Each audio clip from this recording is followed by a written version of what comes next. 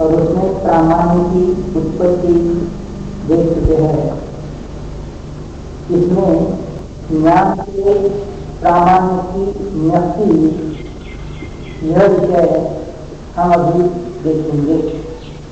देखो, न्याय दीपिका में कहा है कथम तस्य न्यक्ति ही, तो उसकी न्यक्ति किसे कहते हैं, कैसे होती है। अभ्यस्ते विषये स्वतः अनभ्यस्ते तु परतः। अभ्यस्त जो है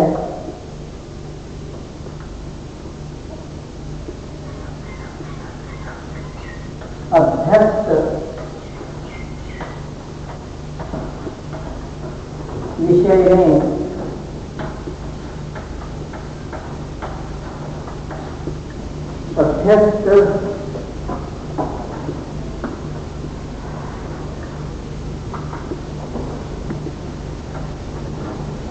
अभ्यस्त विषय में न्यक्ति प्रामाण्य अभ्यस्त विषय में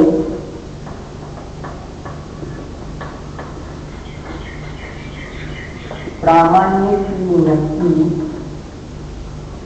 स्वतः होती है।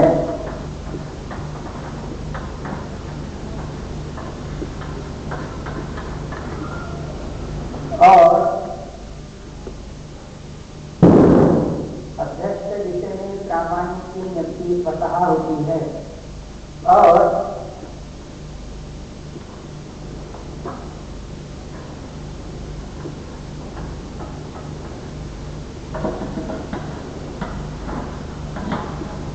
अनभ्यस्त विषय में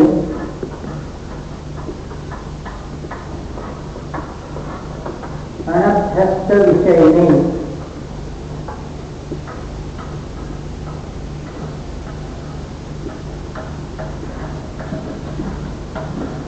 प्रामाण्य की न्यक्ति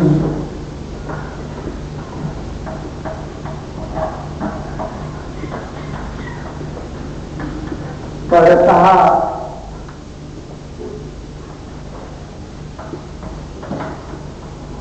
होती है। इस ध्यान में रखना चाहिए। अभ्यस्त विषय में प्रामाण्य की न्यक्ति स्वतः होती है। अनभ्यस्त विषय में प्रामाण्य की न्यक्ति परतः होती है। एक ख्याल में रखना चाहिए। तो यहां देखना है को अयम अभ्यस्त विषय को वा अनभ्यस्त शंका पूछी गई है। अभ्यस्त विषय कौन सा है और अनभ्यस्त अथवा अनभ्यस्त विषय कौन सा है।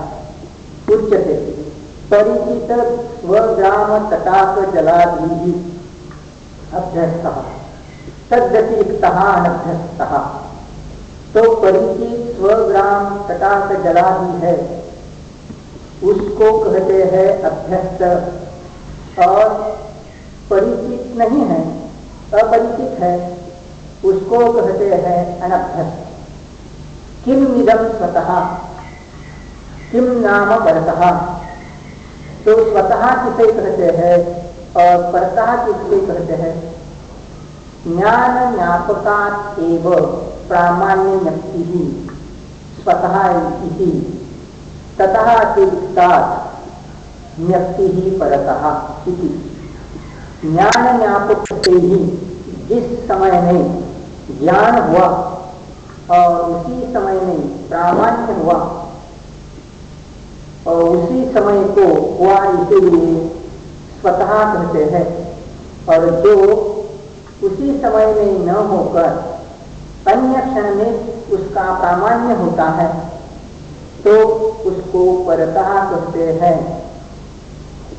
देखिए, इसके लिए देखेंगे ज्ञान स्वरूप न्यक्ति समये एव तद्गतं प्रामाण्यं अपि ज्ञायते एव। तो क्या कहते हैं, समझो कोई विषय में जल ऐसा ज्ञान हो गया, ज्ञान पर्यासवत हो गई, तो उसमें क्या हुआ, ज्ञान जानता है कि यहाँ जल है, जल यह विषय को जानने वाला जो ज्ञान है, तो उसको जाना, ज्ञान में जाना, और मेरा यह ज्ञान सत्य है, सच है, मेरा यह ज्ञान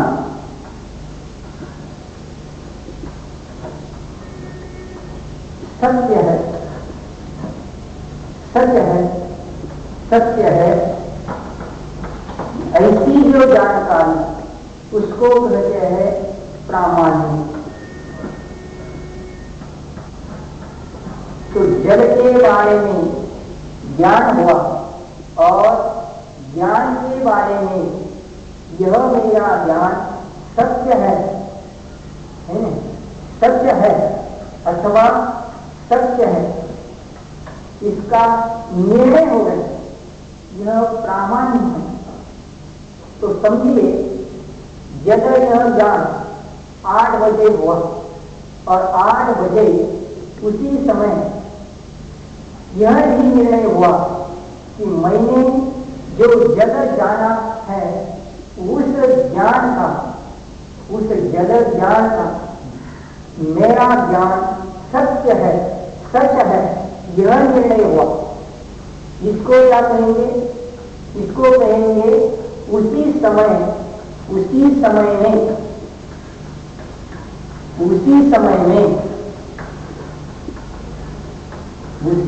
में प्रामाण्य हुआ।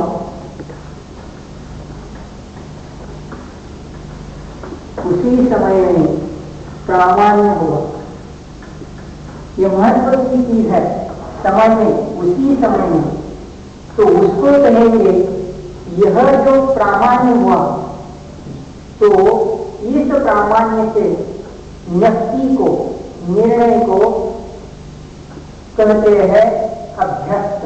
उसी समय में प्रामाण्य हुआ, इसलिए उस प्रामाण्य को, उस प्रामाण्य की व्यक्ति को कहते हैं स्वतः। क्या कहते हैं, उसी समय हो गया, तो इस प्रामाण्य की प्रामाण्य है। तो प्रामाण्य की जो व्यक्ति है, प्रामाण्य की जो व्यक्ति है, क्या हो गया,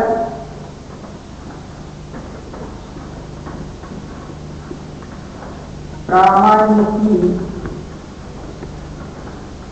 व्यक्ति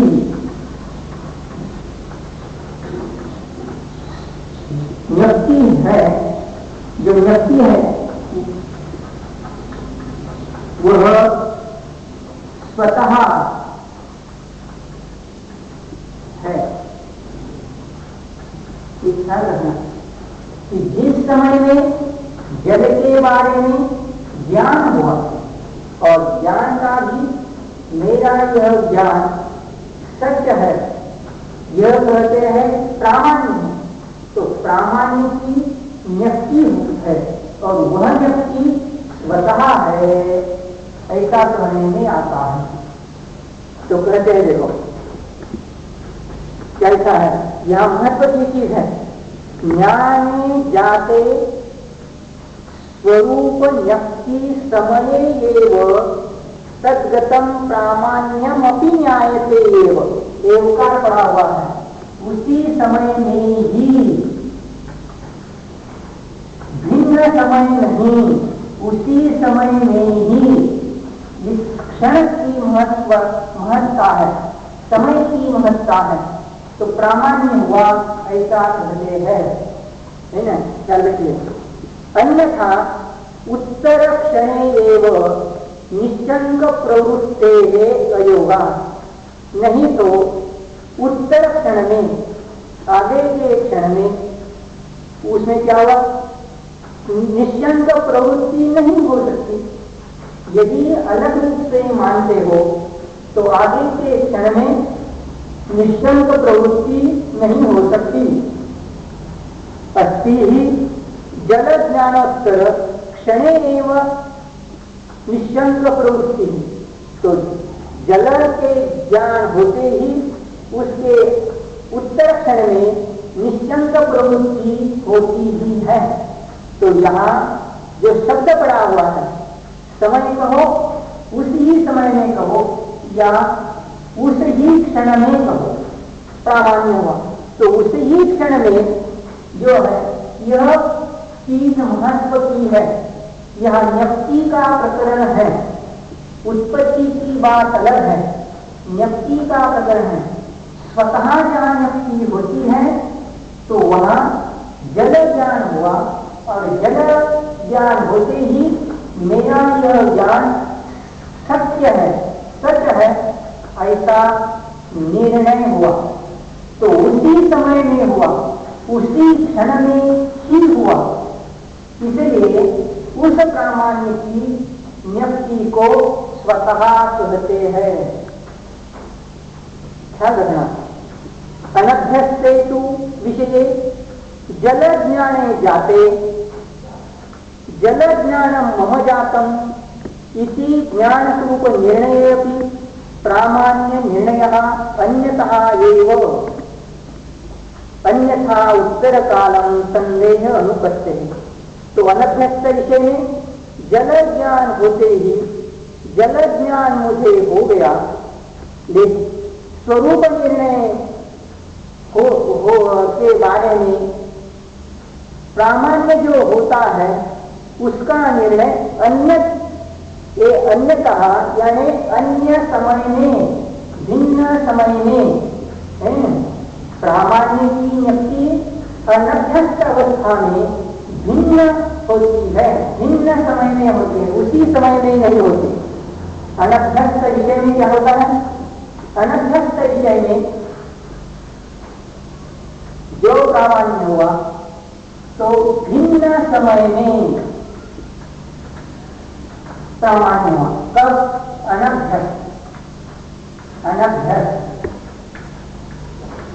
अनभ्यस्त में भिन्न समय में ही प्रामाण्य हुआ, उसी समय में नहीं हुआ।